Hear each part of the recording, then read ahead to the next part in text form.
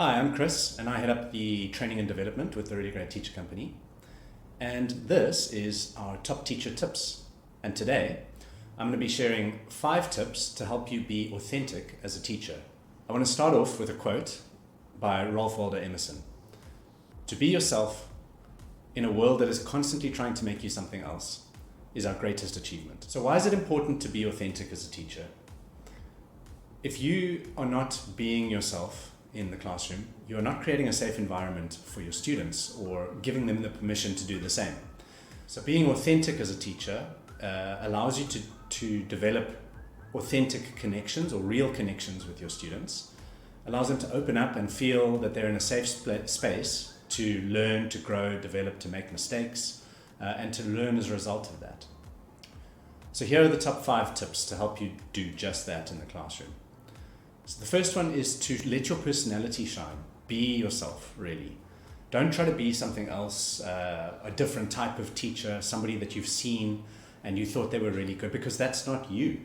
You have to be yourself. You have to find what makes you unique as a teacher, what makes you really shine, let your personality out, and go from there. Now, of course, you need to be professional, absolutely. But that doesn't mean that you need to be a robot or that you need to try and be some other version of a teacher that you believe is the right version. You need to be you. Tip number 2, use personal anecdotes and stories, right? It allows you to connect with the students.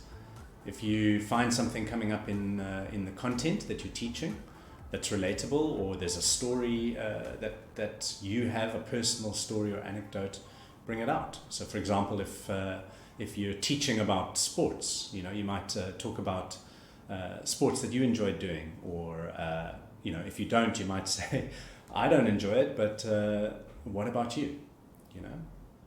Tip number 3 is to show your vulnerability and admit to your mistakes. So if you make a mistake in something that you're teaching, don't gloss over it and pretend it never happened, or try and bend everything to make it look as though you knew exactly what you were doing. It's okay.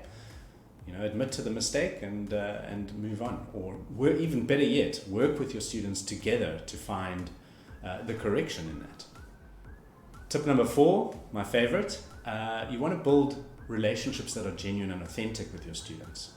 You remember, it's such a wonderful thing that we do, teaching and getting to interact and engage with different people all around the world on a daily basis, and show interest in them as humans.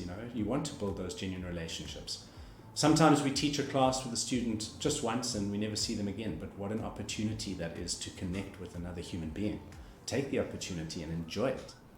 And finally, tip number 5 is to maintain consistency in your teaching style.